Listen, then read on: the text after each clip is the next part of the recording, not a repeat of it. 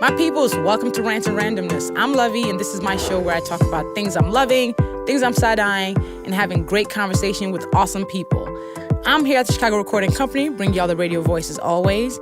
And on this episode, I'm talking about my feel-good, which is the renegade dancer, Ajayi Harmon, ranting about how you don't have to be everywhere on social media, spotlighting my love for Martinelli's apple juice. I'm so random, I know. And my guest is Kim Foxx, Cook County State's Attorney, who is up for re-election. And it's gonna be a good show, y'all, so let's jump into it.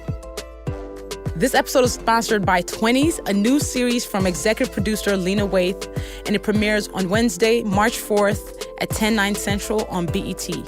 Your 20s are a time of discovery, experimentation, finding your way, and learning from mistakes. But that's what makes your 20s a work of art. Hailed by Deadline as a news show that redefines the Black queer narrative, it's about three friends navigating life, love, and work in Hollywood. Meet Hattie, screenwriter and free spirit, starting from the bottom. She loves words and women. Then there's Nia, who trades in acting for teaching yoga. She's the peacemaking higher consciousness of the crew. Marie is an ambitious agent climbing the corporate ladder. She's the voice of reason. This show is full of real-life situations that are both relatable and unbelievable. You will definitely laugh and see a bit of your 20s, maybe even your right now, in this bold original comedy. It premieres with 2 episodes back-to-back, so you get twice the 20s Wednesday on March 4th at 10/9 Central on BET. So yeah, search and post on social with the hashtag 20s on BET.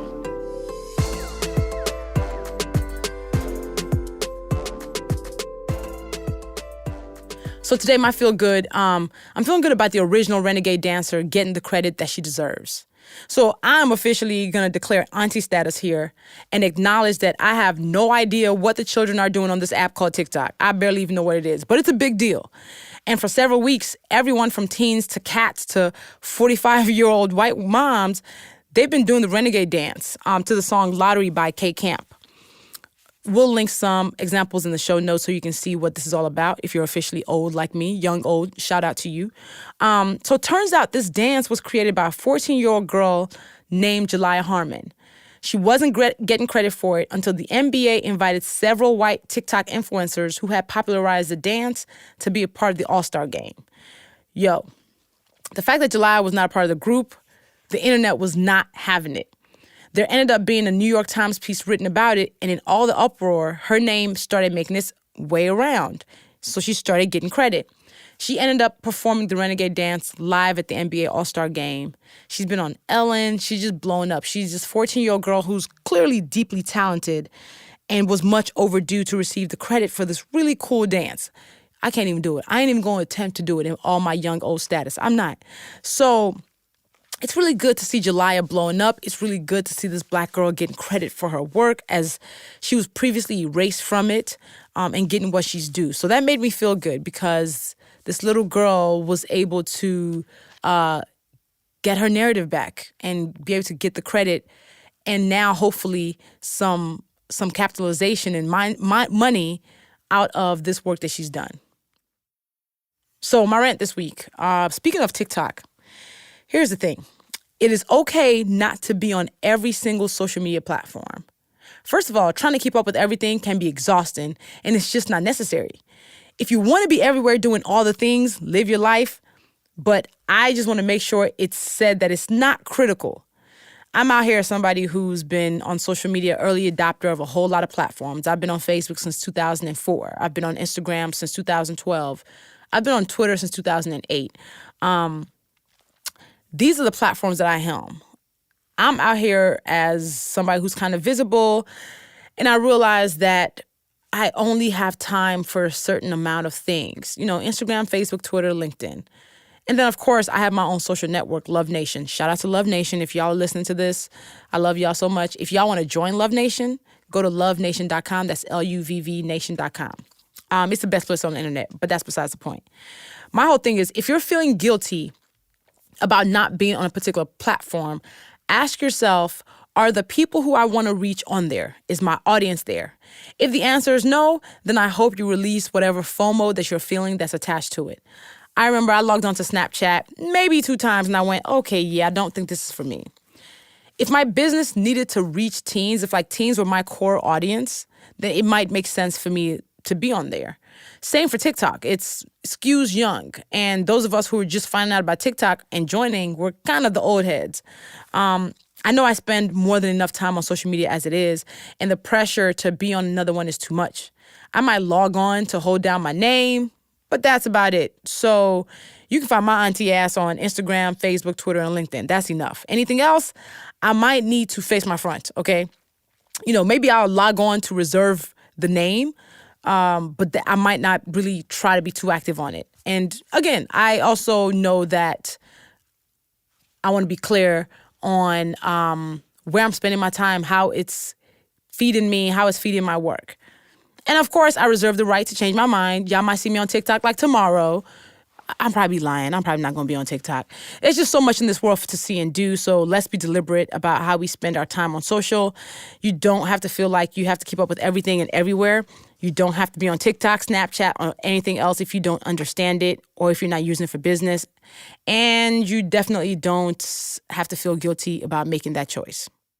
This week's Spotlight, I'm super random, y'all. I love apple juice, and my favorite apple juice in the world might be Martinelli's. It comes in like this weird little cylindrical bottle, but it's so fresh. I feel like it's clean.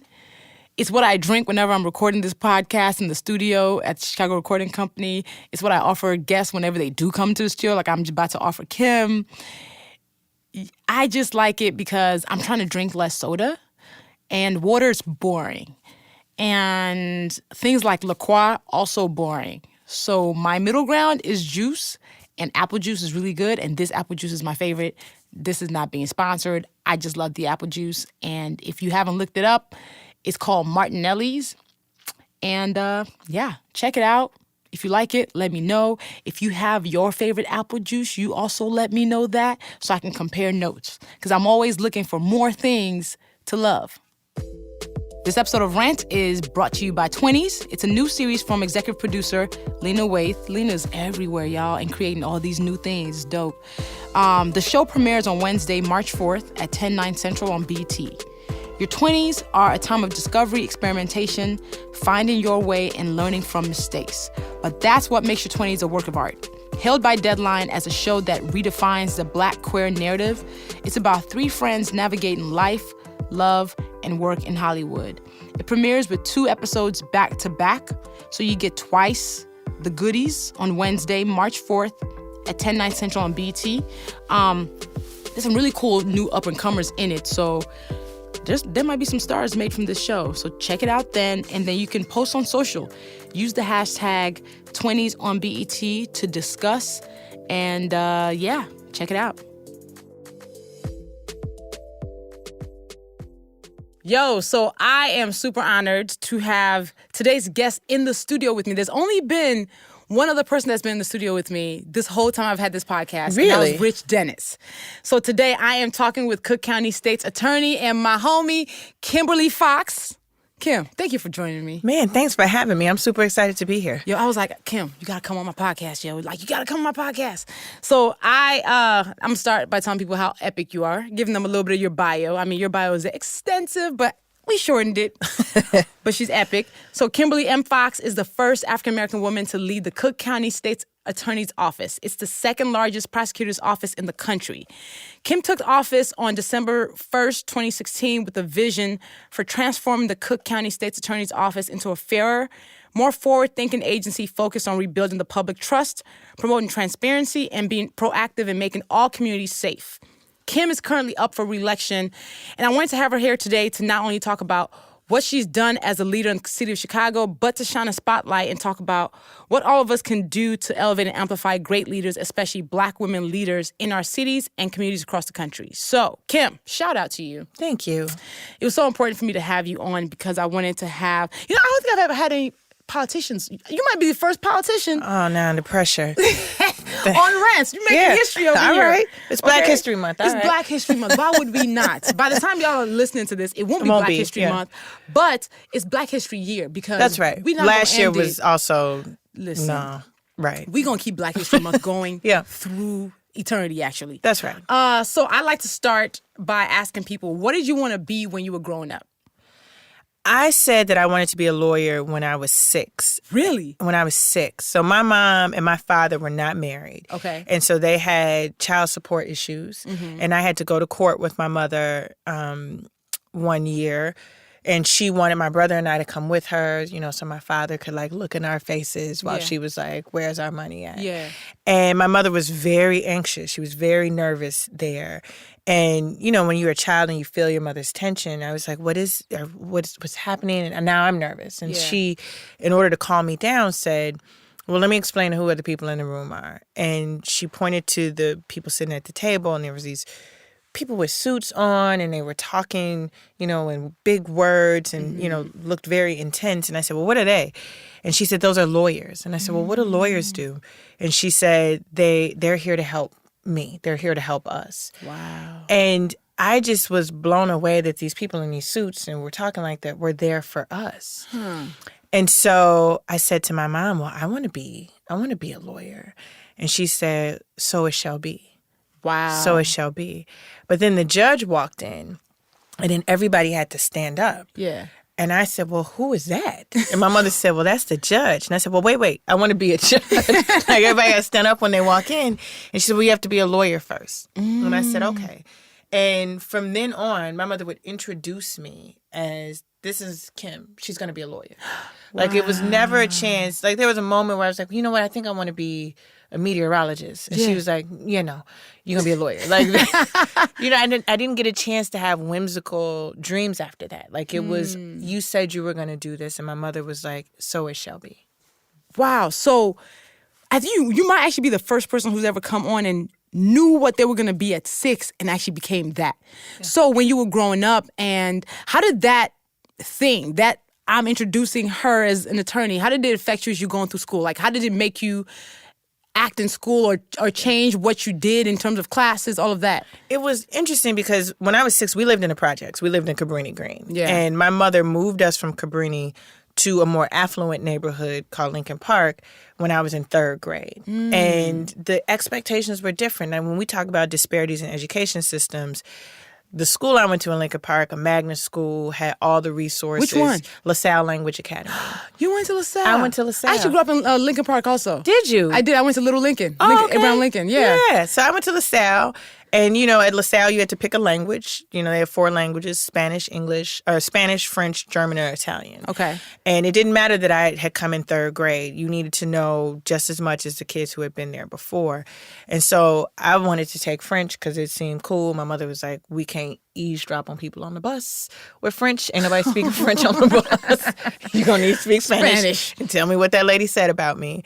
But going into that school after coming from Sojourner Truth and Cabrini, the expectations were very different. And I think teachers were looking at me very different.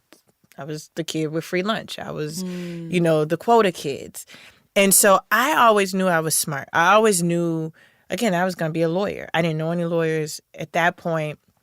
I don't even think Claire Huxtable was on TV yet. So I didn't even have a frame of reference.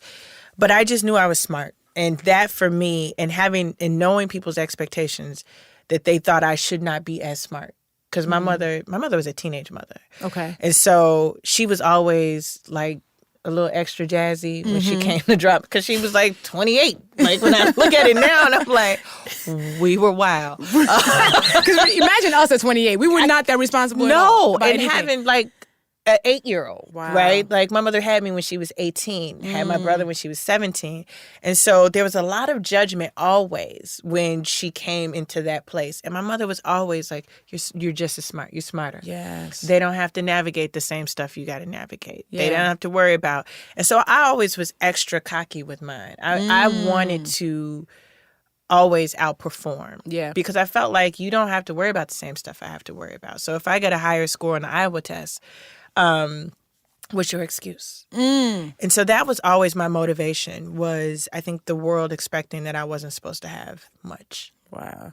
Chicago is a high school city, as in we often rep our high schools tougher than we rep our colleges. That's just what it is. So What are you repping?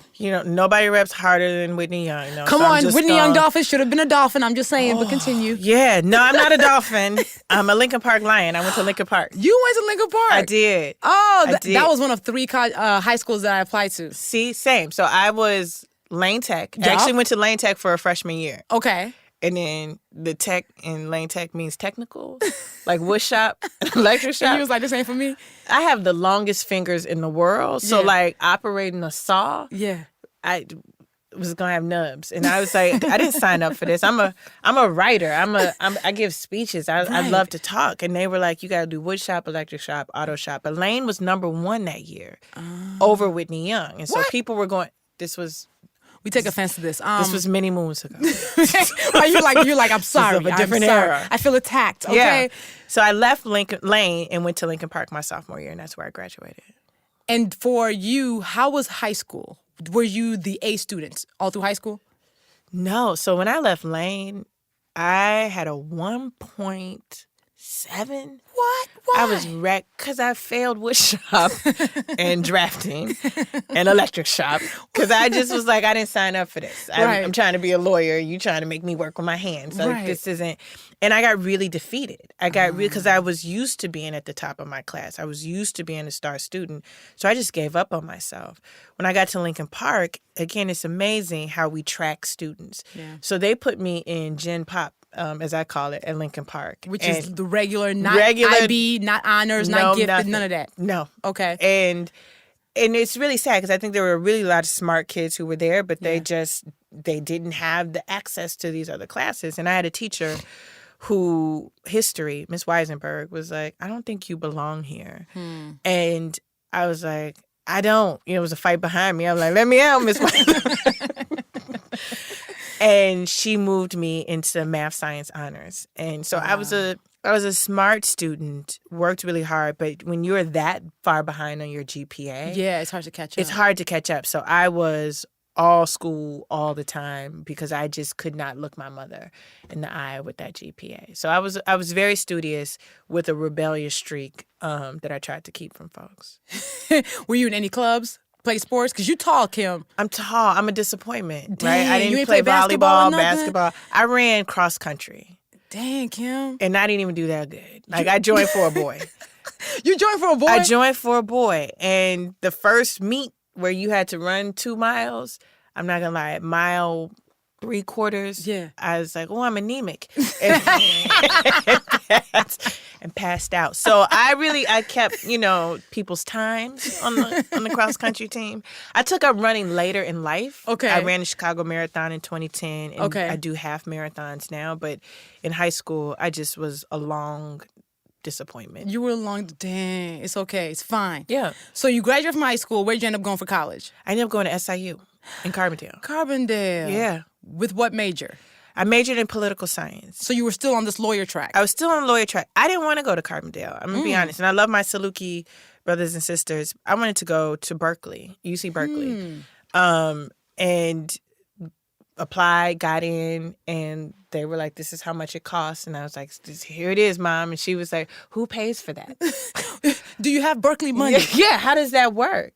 And because no one guided us through it, right? Yeah. My mother didn't go to college. My father had come back into our lives.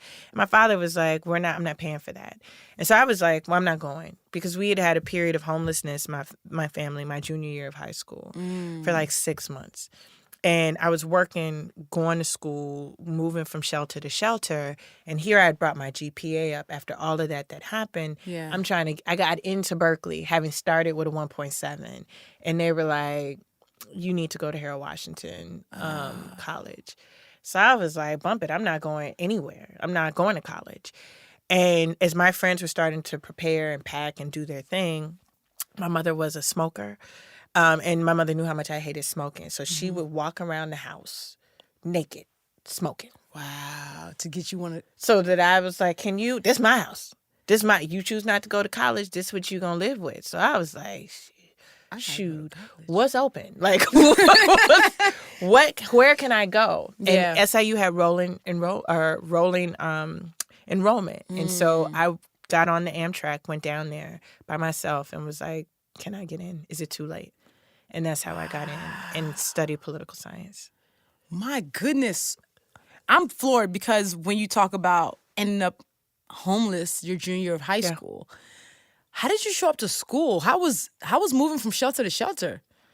It was awful. It was awful. My brother and I are 13 months apart, and the worst part of it was finding a shelter that would take boys and girls, right? Wow. Because you were sometimes living in your arrangements were such that they didn't want boys and girls mixed. And so my brother stayed with a friend. So the only time I would see my brother was at school.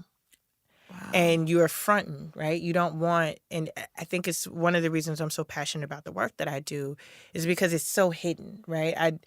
I was looked clean enough, right? Yeah. People just assumed that I was going home, Yeah. and it really was. And we didn't have cell phones back then, so Yeah. it was you'd find a payphone and hope that you could find your mom. Are we at the same place? And so it was really difficult for me. But again, the challenge of like it was at LaSalle.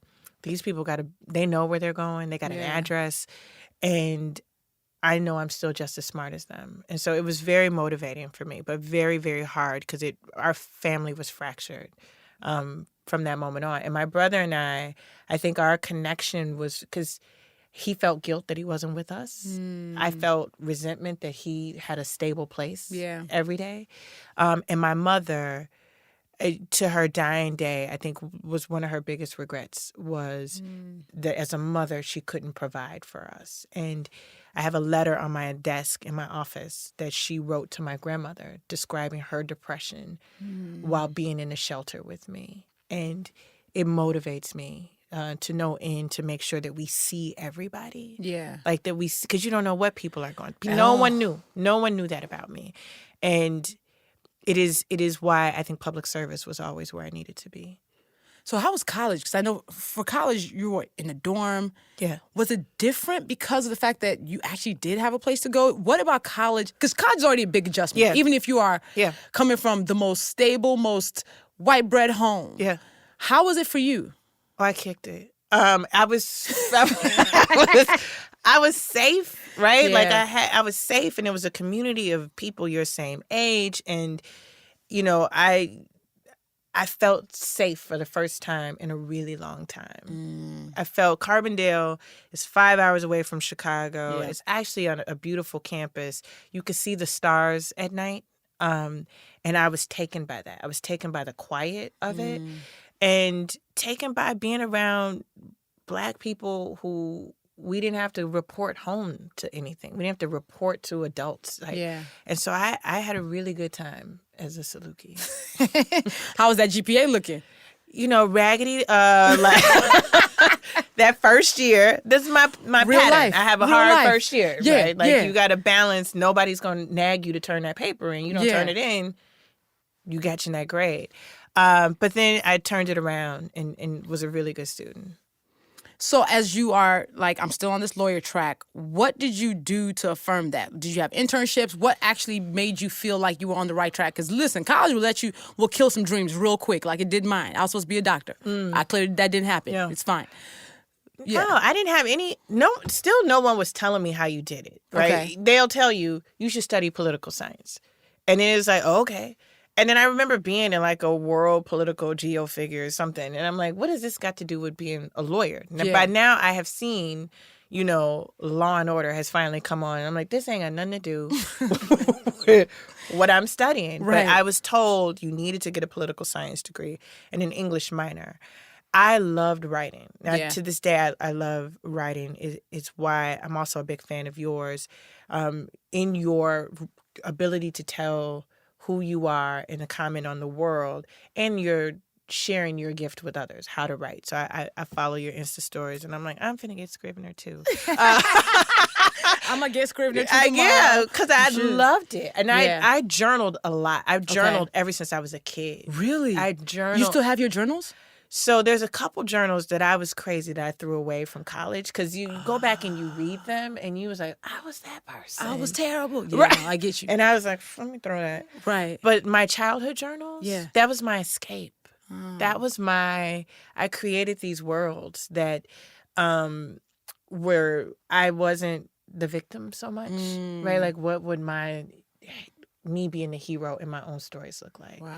You know, I was sexually abused as a child. And Oh, wow. it was, what does someone coming in to save me look like? What does that feel like?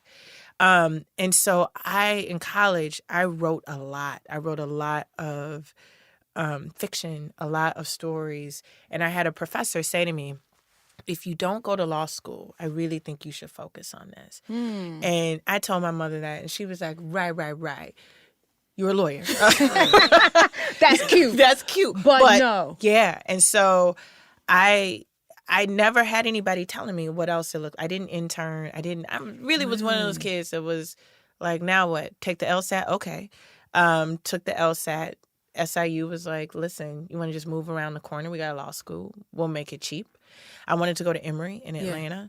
And again, who pays for that? And you didn't even have no one present you with the resources like absolutely not. scholarships and no one teaches particular, and it's a frustration of mine, poor kids of color, like the map. Like even for the LSAT, they tell you take the LSAT. Yeah. I didn't know that there were LSAT prep courses. Wow. I didn't know there were SAT prep courses. Like even at Lincoln Park, when I'm in math science honors, the guidance counselors weren't looking at me for my full potential. Like, you're a great student. Yeah, you can do great. Oh, you got into Berkeley? With shock and awe. Wow. But never anyone guiding, never anyone saying, you need to do an internship, you need to do this. And I also needed to eat, right? We were still poor. And I was one of those kids who, when I got my Pell money or when I got loan money, I was sending money home to my mom to pay her rent. And there was a cadre of kids like us who were like that we were still, in essence, breadwinners and students. And so there wasn't even enough space for me to fully flesh out future. Yeah. Because I was still trying to like put my family on and go to school at the same time. Wow. So you took the LSAT without prep courses. Yeah. Clearly you didn't fail it. I didn't. I did enough to get into the school and went to SIU and loved it. Loved criminal law. Absolutely loved criminal law. I wanted to be a sports and entertainment lawyer. Okay. And again, you have to know people and what that looks like. But the alternative was criminal law. I really enjoyed criminal law, but never thought that I would be a prosecutor. I applied. It's funny. I found the letter that my teacher, one of my professors, wrote as a recommendation. I applied to State's Attorney's Office, and people had said to me, you got to know somebody to get in there. You have to have an intern there to get in there. And I didn't get in. And what year was this? This was 1997. Wow. Okay. And so I was going to go where they hired me. And so I've worked for Cigna Property and Casualty. Okay. An insurance company that did workers' comp because they flew me and my then boyfriend, now husband, back Kelly. and forth. Yeah. It's Kelly and I have been rolling since my last year of law school. Wow. Yeah.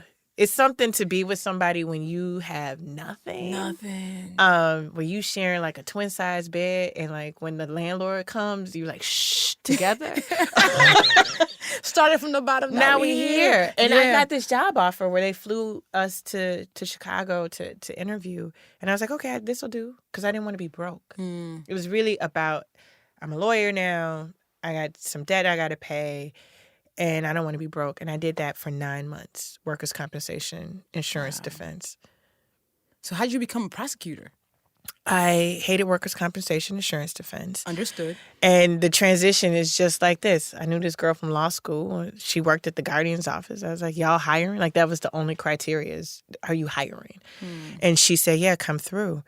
And that come through. The plug is always come through. Yes. And sitting out in the lobby waiting for your interview, and she like giving you the crib notes of like the things to say. Big ups to Margaret for doing that for me. But I got the job, and the Guardian's office represents kids in the foster care system. Okay. And so my job, I was literally a lawyer for babies just born who had like crack in their system, to 18-year-olds who had grew up in foster care and everything in between. And Luvvie, for me, I saw myself in those kids. I was never in foster care. My mother did everything she could to like hold it together for us. Yeah. But there were kids who were homeless, just like me. Girls who were sexually abused, just like me. Girls who witnessed their parents, relation. My mother was a victim of domestic violence, not by my dad, but by a boyfriend. And all of these things, it was a reckoning. I wasn't in therapy. I'd never dealt with any of the issues that I had faced. But here I was, a lawyer for these kids who were versions of me who had never seen a lawyer before. Wow. So it's like full circle. And my job was to advocate for them. So I felt like that 6-year-old again. Who's sitting at the courtroom. Yeah, I'm now got the suit on, and now I'm your lawyer, and I'm here to help you. Except I realized that I was just as fragile and just as broken as they were. And I realized that that was what all of it was supposed to be about. I did it for 3 years and wanted to have my own kids. And that's a hard job to have because you don't trust nobody. Yeah. Like, everybody fingerprints getting run, Yeah. everybody. And the other part was the prosecutors decided who went into foster care, not the Department of Children and Family Services. State's attorney filed petitions whether to take someone's children. It was the state's attorney who decided whether kids went home. And I saw too many people who did not have experiences like me and these kids make decisions about whether they were in foster care or not based on their notions of family. They believed that poverty was abuse. Wow. And I was like, I can't stand in the middle. I almost got held in contempt one day because this judge didn't want to return this boy home who clearly loved his mother because she said, well, his new family can provide more for him. Come on. But that's our system, right? And foster care system in Illinois, majority Black and brown kids. Yeah. And we were breaking up homes. We were terminating parents' rights, creating legal orphans off of this notion of what families should look like, being determined by people who had no connection. And so I said I wanted to go to the state's attorney's office because I wanted to have the power to say no. The power of no was far greater than the power of just responding to what systems will do to you. Because these systems are built on long legacies of white supremacy, long legacies of like who has value, who doesn't. And if you are just responding to them, you're not going to break it up. And the power was in the prosecutor's office. So that's where I wanted to be. So I left and went to the state's attorney's office. How did you get into that door? The hookup, the plug. The plug, the come through. Yes. The plug. I was a strong lawyer. I was really good. And a supervisor there said, have you ever thought about coming here? And at first, I was reluctant. At first, I was like, I see what y'all do. I don't want to be a part of that. And then it was, actually, yes, I do. I want to be able to do that. And so I got the hookup. I did it for 4 years doing child abuse and neglect. So now it's 7 years of child abuse and neglect cases. That weighed on me. And Kelly, my husband, was like, please stop asking to bring these babies home. Like, you know what, I'll just take them. That was me. And then I had my own kids. And then I went to do delinquency where kids are now charged with crimes. And that broke my heart even more because the same kids that we were trying to protect on one side of the building, we were throwing in cages on the other side. And so I did that for 7 years, rose the ranks to become a supervisor, was one of the youngest supervisors in the office. I'd only been a state's attorney 7 years, became a supervisor after 3. Wow. And that's just not heard of. And got really frustrated by the system and said, I don't like being a part of, because even as much as you can say no, the systemic thing will just churn over you, right? I tell people the system works like it's designed, where we say it's a broken system. Yeah. I was like that IKEA screw that you meant to put in the dresser that like you try to put in the lamp. Yeah. You know what I'm saying? I was the broken piece. And so I left, worked on criminal justice policy for the county board president, the plug.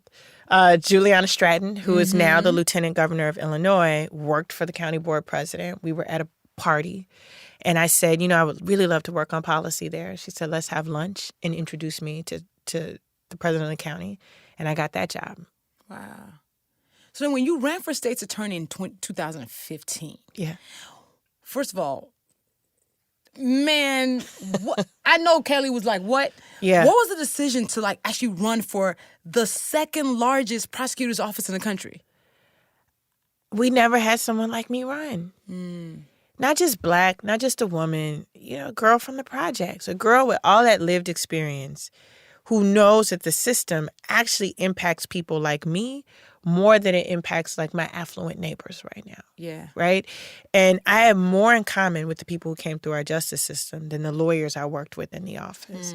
And I thought, what would it be like to be able to have leadership that is reflective of the people, like truly reflective of the people, and stop responding to broken systems? And so I told my husband, who, if not me, who? It was the wake of Laquan McDonald was happening, and Freddie Gray in Baltimore, like a national conversation about police accountability and prosecutors.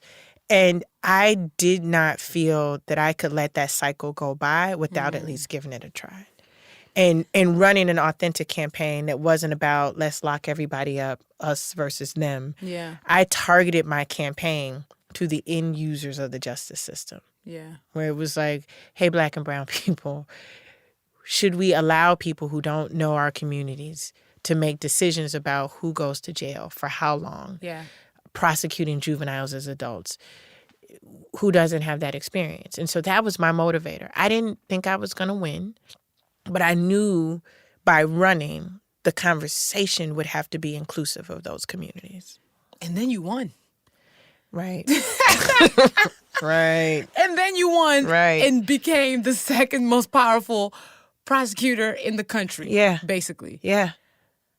What was that? What has that been like for the last 4 years? Because you've been in this office for at least 3.5 years now. Yeah.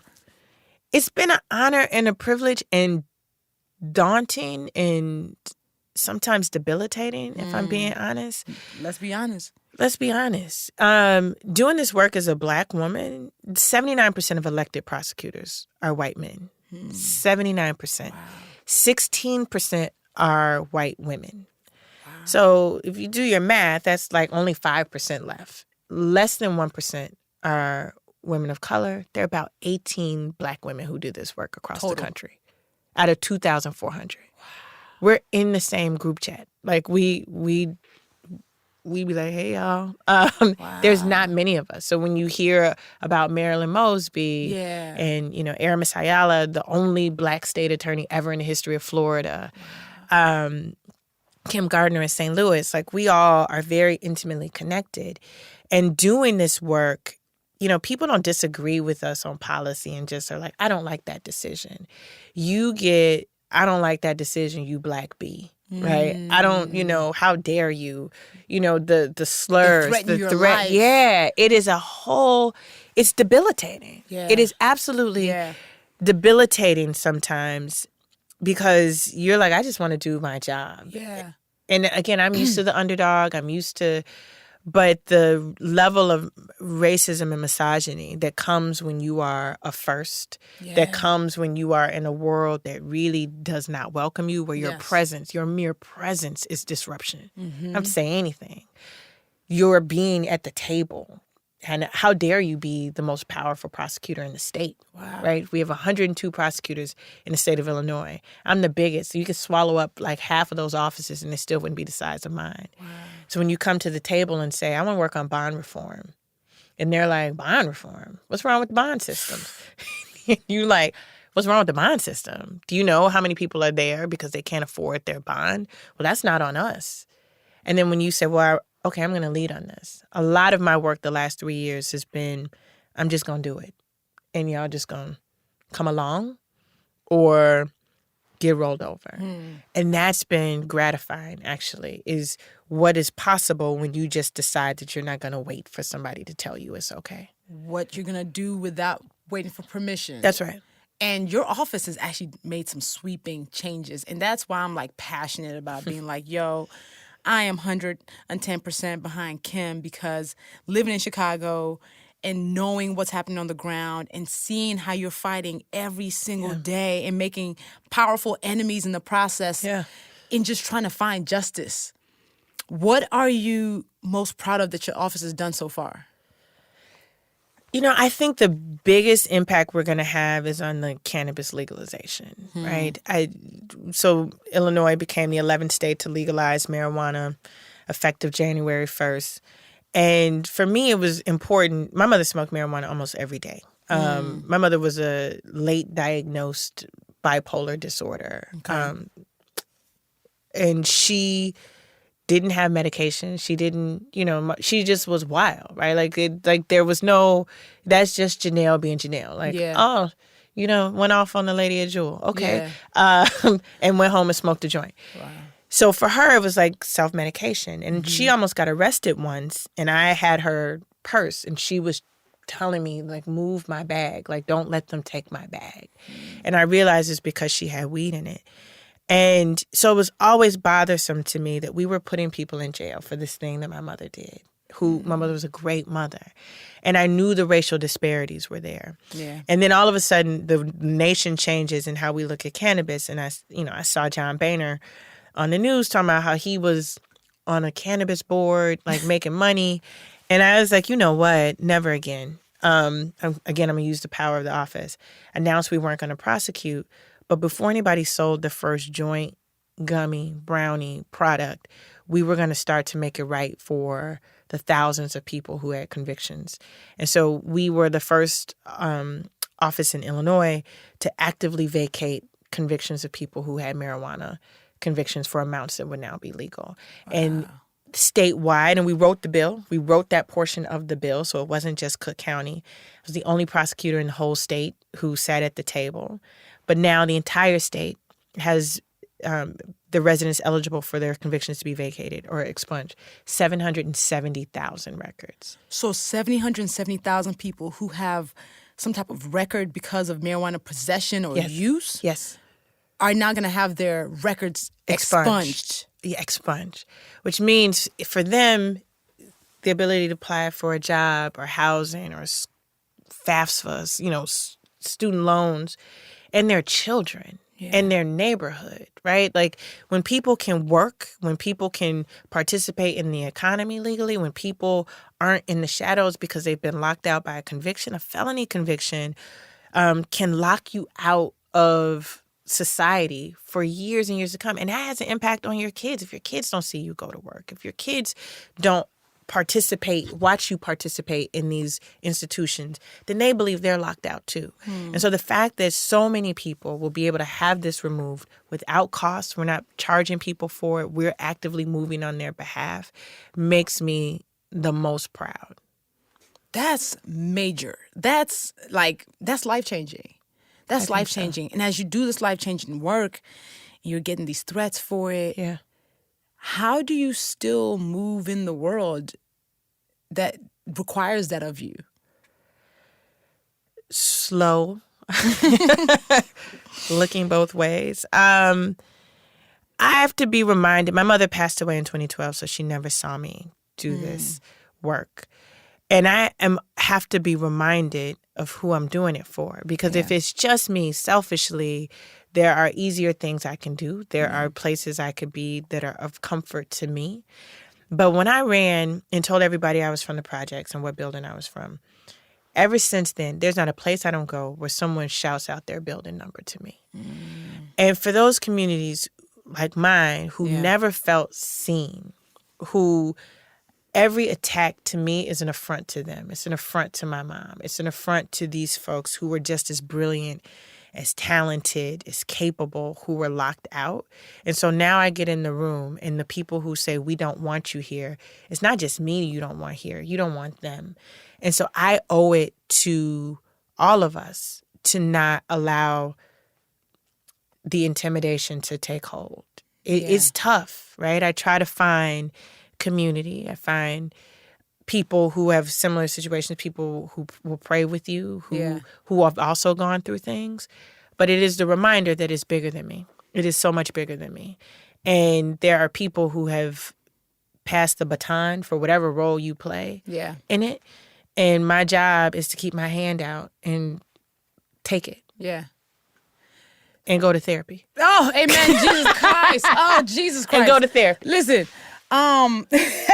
it's funny. So you were up for re-election, and I was like, Kim, you got to come on because I need people to understand. Because we think about the Cook County State's Attorney, we think about like prosecutors' offices. That's not the sexy race everyone's thinking about. Everyone's thinking about president, governor. But this office that you're in has tremendous power. Absolutely. And is able to determine who's criminalized, who's not. And oftentimes those people are black and brown. That's right. In this election, you are up against somebody, your opponent is somebody who's self-funded. Yeah. A self-funded white man who can spend millions of dollars on ads alone. Yeah. So you're faced with this disinformation network Yeah. against you. You're faced with the FOP, which is the Fraternal Order of the Police, against you, which anybody who makes an enemy of them is probably somebody good. Yeah. On GP, like on principle, okay? And then you are also now faced with like a tarnishing that's happening. Yeah. Because people are tying your name to the case that the Chicago Police Department cannot let go. Man. With Jussie. And I'm going to say, and Jussie was actually on this podcast. How are you combating this? How does this make you feel as somebody who's on the other end of it? Yeah. There are days that I'm like incredibly frustrated. This is a county that was called the false confession capital of the United States. Why is that? Because we had more people on death row who confessed to crimes they didn't commit. Because of John Burge, a corrupt police commander who was literally torturing black men on the South Side, putting electrodes on their testicles to get them to confess to crimes that they didn't commit. Wow. We have spent almost $1 billion in the last 10 years on police misconduct cases in the city of Chicago alone. When I think of some of the atrocities that this justice system has perpetuated, and people try to equate Jussie Smollett with the other things that I've seen, it frustrates me. Yeah. The spectacle of all the cameras and such at 26 in California, our courthouse, when I have victims of sexual abuse and assault who have to walk past that scrum, where I have families who have lost loved ones who wish that the police would call them and tell them what happened. Yeah. We have a low homicide clearance rate, but people want to talk about how much money they spent to prove that Jussie wasn't a victim of a crime. Right. While we haven't solved 50% of the murders that are happening here. So I take a personal affront of the outrage. Yeah. Like, if you disagree with the decision, okay. It's been a year. It's been 12 damn months. 12 months. Goddamn, Chicago. It's been a year. 12 months. Jesus Christ. Let it go. And we still have young black women missing from our neighborhoods that don't get we have to beg and plead to get attention for these things. But this is where our focus is. And so that's that part of me that comes from a neighborhood that felt like people didn't care about you. That when you see the prioritization of celebrity, you see the prioritization of money. And my opponent has put in $8 million in this race already. Wow. $8 million. He's the son of a billionaire. His father's a founder of the Carlyle Group. And you ask, why do you want to run this race? And he says, I enjoyed my time in the office. And it's what? Wow. Okay. Like, I enjoyed my time at Applebee's in college. Like, I don't want to be the CEO of Applebee's. Like, I don't. Right. I'm not. What are we doing? Yeah. And so it's very sometimes frustrating. But I have so much faith in the people of Cook County because when they elected me 4 years ago, I ran on a platform very different than anybody else had run on a platform. Yeah. Unapologetically Black, unapologetically from the projects, unapologetically with an agenda that was about poor Black and brown people not getting caught up, and won 57% of the vote. Wow. And so even in all of this noise, I have faith that people will cut through. I really do. Because I've seen elections like this race in other parts of the country. There are more progressive prosecutors who are being elected. Yeah. You have Elizabeth Warren and Bernie Sanders and Kamala Harris endorsing this campaign because now this is a national conversation. Yep. So as frustrated as I am, I know what the tactics are. Yeah. If you're willing to put $8 million to take me out, then I feel like I'm on the right path. You are a threat to them. You are a threat to justice. Yeah. And I am like, what more can I will do whatever I can to make sure that you continue to be the Cook County State's Attorney because we need you in this office. We need your work. And as another visible Black woman, I ain't doing the work that you're doing. Your work is literally every single day freeing people's lives. My job is to make sure that people know who you are and that people really see you. Like, I admire your work so much. And you and I just had a conversation 2 weeks ago where I was like, listen, I see you taking the bullets. Yeah. And just know that hopefully one day you won't have to take these heavy bullets, and maybe some of us can take some for you in the meantime. No, I'm grateful for you. You see me. You let me share your concierge service that day. I was cussing people out at the airport. And you was like, hey, why don't you come in here? Come into the lounge with me, girl. Get some jelly beans. And I appreciate that. And I said this to you, and I feel like I should say it publicly too. You're giving voice to unpopular things and saying the things that need to be said gives the freedom for other people to do that. And so that example is also what sustains me too. When you see like the others that you've had on this podcast, I know you had Brittany Packnett Cunningham. I love her. On here, who sends me text messages every couple of weeks. So like, we got you. Ayanna Presley just sent me a text this morning. Yes. The network of Black women who say we see you and who are these leaders that are out there pushing gives me wings. So as frustrating as sometimes debilitating, it is really Black women who are like, get up, and are dusting me and adjusting the crown for me that gives me the strength to keep going. Yes. So, I was going to ask you, I usually end every episode with, what are you doing for self-care? So I go to therapy a couple times a week. 2 times a week? Yeah, I go with my husband on Mondays. People have like date nights. We have like Monday lunch. That's because it's amazing we shared a twin-size bed 20-something years ago. Yeah. And to now be at the spotlight, and what does it mean for him to be a part of this and watch this? Yeah. And so I do that, and then I go on my own. And then I've taken up running and again, and I got one of those Peloton bikes. People judge me, call me bougie, whatever. We can be bougie. It's fine. We've earned bougie. Listen, we've earned bougie. I was homeless, okay? Come on. I need all the bikes. Thank you. all of the jelly beans. Yes.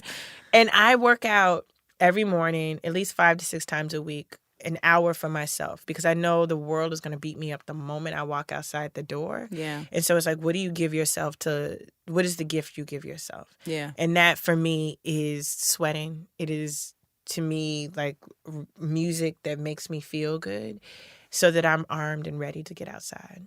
Boom. Look, we are sending you love. Y'all, if you are listening to this podcast, if you are in Illinois, if you are in Chicago, I need you to vote. Starting March 2nd is when you can actually start voting. But March 17th is the actual primary. So you can vote from March 2nd to March 17th.